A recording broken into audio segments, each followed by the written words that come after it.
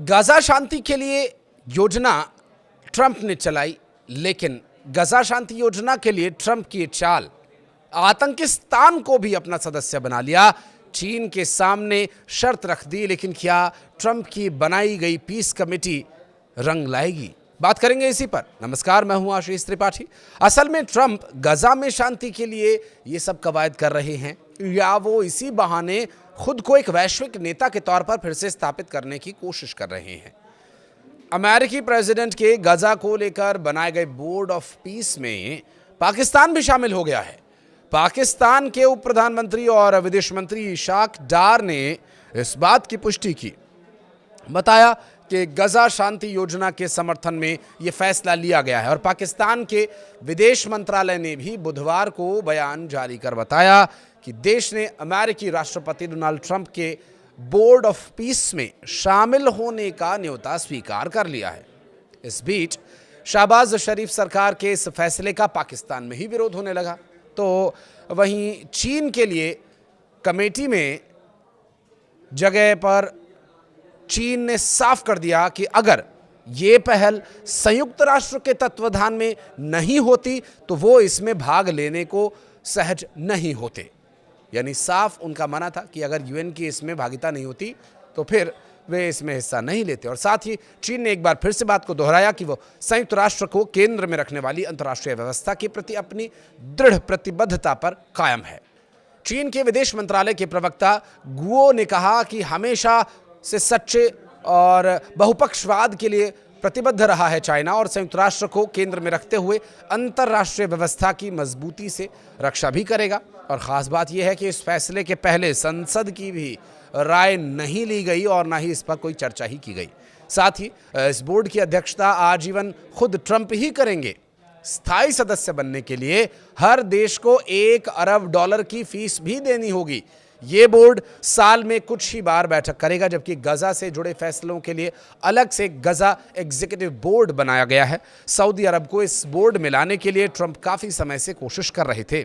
वे सार्वजनिक रूप से सऊदी क्राउन प्रिंस मोहम्मद बिन सलमान से अपील भी कर चुके थे। अब जाकर रियाद ने हामी भरी है, जो इसे ट्रंप की बड़ी कूटनीतिक जीत माना जा रहा है। इस बीच ट्रंप ने बड़ा खुलासा करते हुए यह बताया कि रूस के राष्ट्रपति व्लादिमीर पुतिन ने भी इस बोर्ड में शामिल होने का न्योता स्वीकार कर लिया है। ट्रंप ने कहा कि इस बोर्ड में वे लोग होंगे जिनके पास असली ताकत और असर है। हालांकि कुछ मजाकिया अंदाज में कहा कि अगर मैं इसमें सिर्फ मासूम लोगों को रखूं तो कोई काम नहीं होगा। इस पहल पर पश्चिमी देशों में चिंता भी है। कुछ राजनयिकों का मानना है कि ये बोर्ड संयुक्त राष्ट्र की भूमिका को कमज़ोर कर सकता है।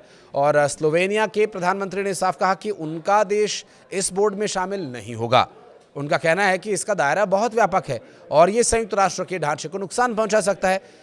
और यदि मुस्लिम देशों की बात करें तो मुस्लिम देशों के द्वारा इसमें शामिल होने की बात स्वीकार की गई। इन मुस्लिम देशों ने अपने संयुक्त बयान में भी ये कहा कि वे फ़लस्तीनी लोगों के आत्मनिर्णय और राज्य के अधिकार के आधार पर न्यायपूर्ण और स्थायी शांति के पक्ष में हैं। उनका कहना यह भी है कि ये पहल क्षेत्र में स्थिरता और सुरक्षा का रास्ता खोल सकती है।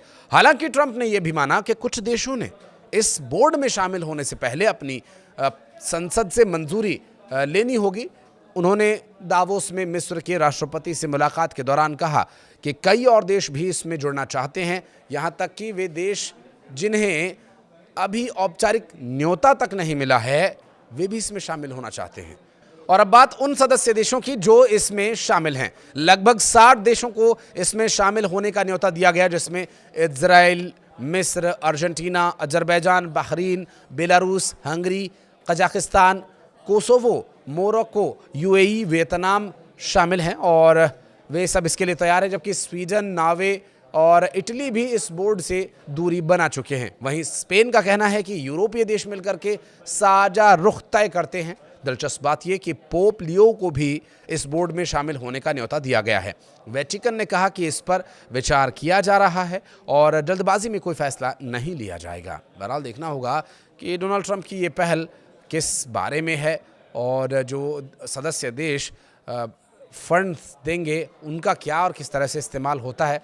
और चूँकि भारत को भी इस पीस कमेटी का हिस्सा बनने के लिए न्योता दिया गया है, तो क्या भारत को अब ऐसी परिस्थिति में इसका हिस्सा बनना चाहिए जहां पाकिस्तान जैसे आतंकिस्तान देशों को भी सदस्य बनाया जा रहा है?